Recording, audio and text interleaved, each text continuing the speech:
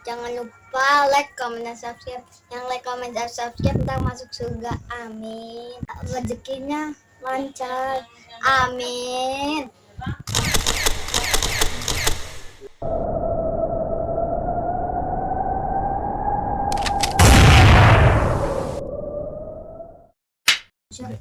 Assalamualaikum warahmatullahi wabarakatuh. Selamat datang di channel Rasa Hidup bersama Bang Tio, mantan clean service yang merasa dirinya ganteng daftar menjadi cover boy, tapi diterimanya cuma office boy dan langsung ditolak gara-gara minta kenaikan gaji yang tidak wajar gitu kan. Nah, setelah ngalor gitu nggak karu-karuan, akhirnya memutuskan diri untuk menjadi content creator alias YouTuber. Nah, mohon doanya supaya channel ini bermanfaat untuk alam semesta beserta makhluk yang ada di dalamnya. Oke, amin amin ya rabbal alamin. Oke, nah, sahabat Rasa Hidup alias Sarah, pada beberapa episode yang lalu saya pernah membahas aplikasi biologi dalam keseharian, kemudian aplikasi fisika dalam keseharian gitu kan. Nah, pada episode kali ini saya mencoba membuat suasana yang berbeda. Jadi kita ingin menggabungkan fisika dan biologi. Emang bisa gitu. Di channel Saya Hidup itu semua bisa gitu kan. Di luar mungkin susah gitu ya gabung-gabungin ya. Jadi terasa aneh. Tapi kalau di sini segala satu hal yang mustahil ketika masuk ke channel Saya Hidup itu menjadi mudah gitu dilakukan gitu kan. Nah, seperti itu kan. Nah, jadi di sini saya kasih judul Randy. Jadi Randy bukan temannya Sarai. Oh, Randy itu teman saya Bang Tio. Bukan, Randy di sini itu adalah singkatan dari rantai energi. Rantai energi dalam ilmu biologi alias Randy gitu kan. Nah, rantai energi dalam ilmu biologi alias Randy. Jadi gini ya. Saya pernah membahas pada episode sebelumnya bahwa energi itu sifatnya abadi. Energi sifatnya abadi, tidak dapat diciptakan dan tidak dapat dimusnahkan. Hanya bisa diubah bentuknya dari satu bentuk yang satu ke dalam bentuk yang lain. Misalnya energi kimia diubah menjadi energi gerak ya, kemudian energi gerak diubah menjadi energi potensial dan seterusnya gitu. Jadi hanya berubah dari satu bentuk ke bentuk energi lainnya, tapi tidak dapat dimusnahkan dan juga tidak dapat dimusnahkan tidak dapat diciptakan gitu kan. Nah, dalam biologi itu juga terdapat satu materi yang membahas tentang energi, tapi di sini sifatnya rantai makanan. Jadi rantai makanan itu ya, saya pernah bahas biologi tentang rantai makanan ya. Nah, jadi rantai makanan itu juga merupakan bagian dari rantai energi gitu ya.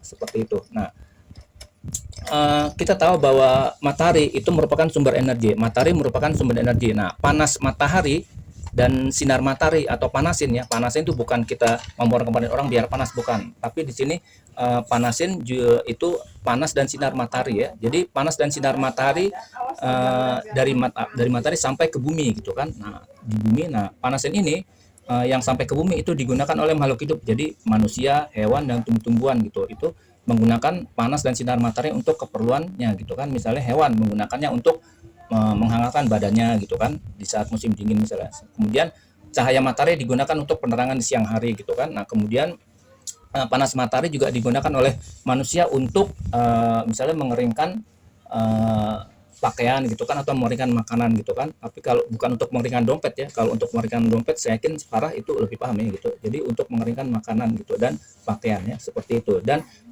misalnya menggunakan panas matahari untuk menangkap atau untuk membuat sel surya lewat panel surya gitu dan seterusnya gitu kan. Nah, khusus untuk tumbuhan dia juga menggunakan energi panas matahari itu untuk keperluan ini memasak ya. Jadi kalau kita masak kan pakai kompor ya, kita masak pakai kompor, tapi kalau tumbuhan itu masaknya itu pakai panas atau sinar matahari lewat suatu proses yang mungkin Sarah pernah mendengar, fotosintesis ya. Jadi bukan fotografi, fotosintesis. Nah, jadi fotosintesis ini itu menggunakan panas matahari. Nah, hasilnya adalah karbohidrat plus oksigen. Oksigen digunakan untuk makhluk hidup gitu kan.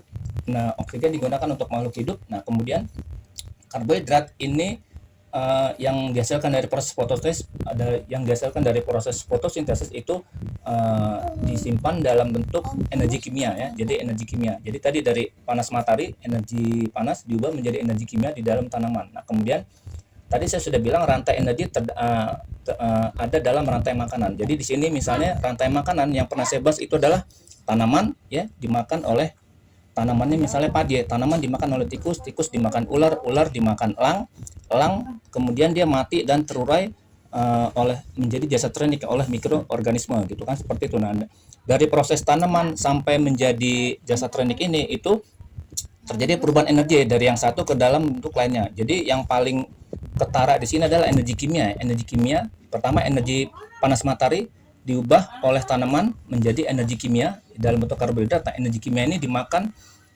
tanaman dimakan oleh tikus. Nah, tikus itu memindahkan energi kimia dari tanaman untuk dijadikan energi gerak dia gitu kan. Nah, kemudian ketika tikus dimakan ular, energi kimia dari tikus pindah ke ular. Nah, energi kimia yang ada dalam ular diubah menjadi energi gerak. Nah, kemudian ular dimakan elang dan seterusnya. Elang eh, energi kimia yang ada dalam elang itu ketika dia mati nanti terurai oleh tanah, dan energi kimia ini pindah ke dalam partikel tanah. Jadi di sini tanah menyimpan berbagai macam energi, mulai dari panas matahari, kemudian energi dari hewan-hewan yang mati ya, kemudian energi dari elang yang mati juga gitu. Dia terurai menjadi jasa lain. Jadi di sini elang menyimpan banyak energi. Nah, kemudian energi-energi ini itu sifatnya netral ya, sifatnya netral gitu kan. Nah, jadi nanti eh, plus minus, baik buruk atau bermanfaat atau menimbulkan mudarat ya, itu semua bukan apa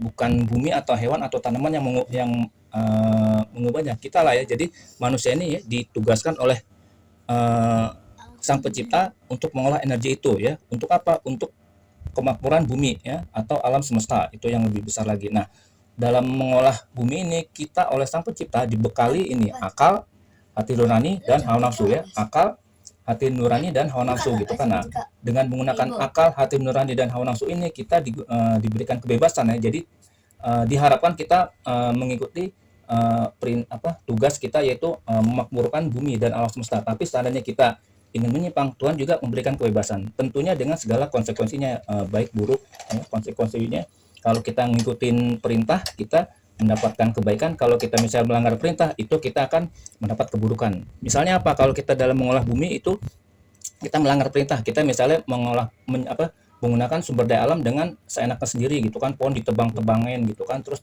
hewan diburu sampai punah gitu kan. Nah, seperti itu. Nah, tentu itu alam semesta akan merespon dalam bentuk bencana, misalnya banjir, kemudian kekeringan ya kan, perubahan iklim gitu kan, seperti itu, atmosfer bolong gitu kan, karena lapisan ozon itu sudah tidak ada misalnya, atau hilang sebagian, bahkan menurut penelitian sampai setengah bumi gitu katanya bolong gitu kan, seperti itu bagian dari konsekuensi yang diterima oleh manusia gara-gara dia menggunakan kelewat batas. Jadi bisa dibilang melanggar perintah seperti itu. Semua itu bagian dari hal yang tidak bisa kita hindari. Jadi saya pernah bahas tentang hukum Tabuto ya. Kita menerima apa yang kita tanam ya. Kalau kita menanam kebaikan ya alam semesta akan membalikkan kita dalam bentuk kebaikan.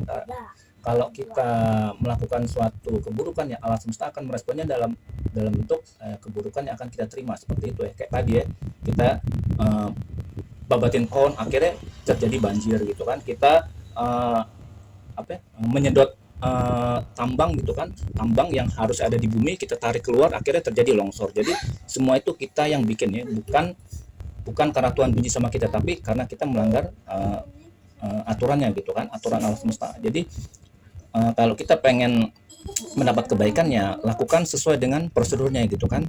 Jangan melanggar aturan yang telah ditetapkan, seperti itu. Jadi kita diberi kebebasan gitu kan.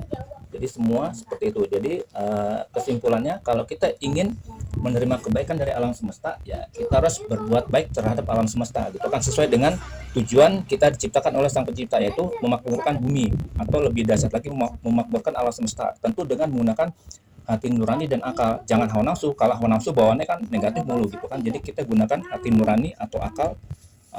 Dengan akal dan hati nurani yang paling penting, jadi apa ya, dengan menggunakan rasa gitu kan. Kalau dalam hukum tarik menarik kita gunakan rasa kita, hati nurani kita, supaya kita nanti menghasilkan kebaikan-kebaikan. Jangan menggunakan hawa nafsu, nanti hasilnya negatif, seperti itu. Jadi kesimpulannya, kalau kita ingin mendapat kebaikan dari lingkungan kita, kita ingin mendapat kebaikan dari alam semesta, kita ingin mendapat kebaikan dari sang pencipta, ya kita ikuti sesuai dengan yang diarahkan oleh alam semesta, yaitu memakmurkan bumi alam semesta gitu kan, dengan melalui batas yang batasnya gitu. Jangan melewati di luar batas gitu kan, karena orang-orang di luar batas itu nanti alam semesta akan meresponnya dalam bentuk negatif gitu ya, seperti itu. Jadi kesimpulannya, kita mawas diri dan introspeksi diri gitu. Sebelum kita melakukan sesuatu, pikirkan baik-baik. Jangan kayak orang bisa kebanyakan gitu kan, wah pukul dulu nanya belakangan. Saya dulu waktu belum dapat pencerahan gitu kan, ada apa-apa gitu, kita belum jelas nih, pukul dulu nanya belakangan, nanti gampang kalau salah tinggal minta maaf gitu kan, seperti itu ya.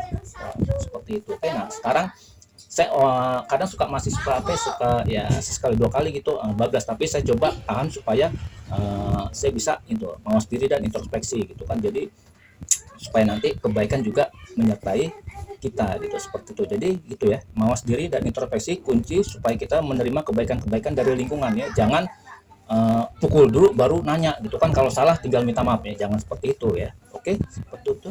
Mudah-mudahan informasi ini bermanfaat ya, dan untuk saya yang sudah mendapat pencerahan. Nanti saya doakan semoga Sarah juga bisa melakukan kebaikan sesuai dengan yang diinginkan oleh Sang Pencipta, yaitu memakmurkan bumi dan alam semesta gitu, seperti itu, supaya nanti Sarah juga kebagian manfaatnya gitu, tidak hanya mudaratnya, tidak mudaratnya tapi manfaatnya gitu ya.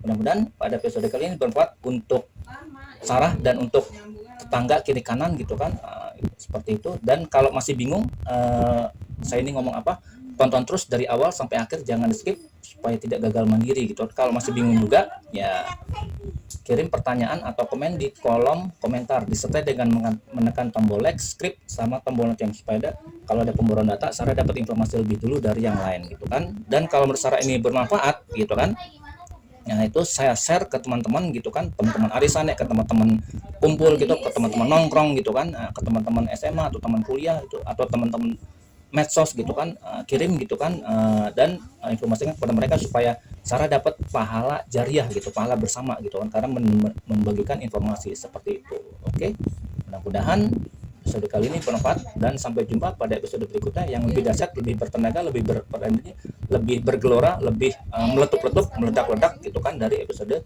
sebelumnya gitu. Terima kasih. Wassalamualaikum warahmatullahi wabarakatuh.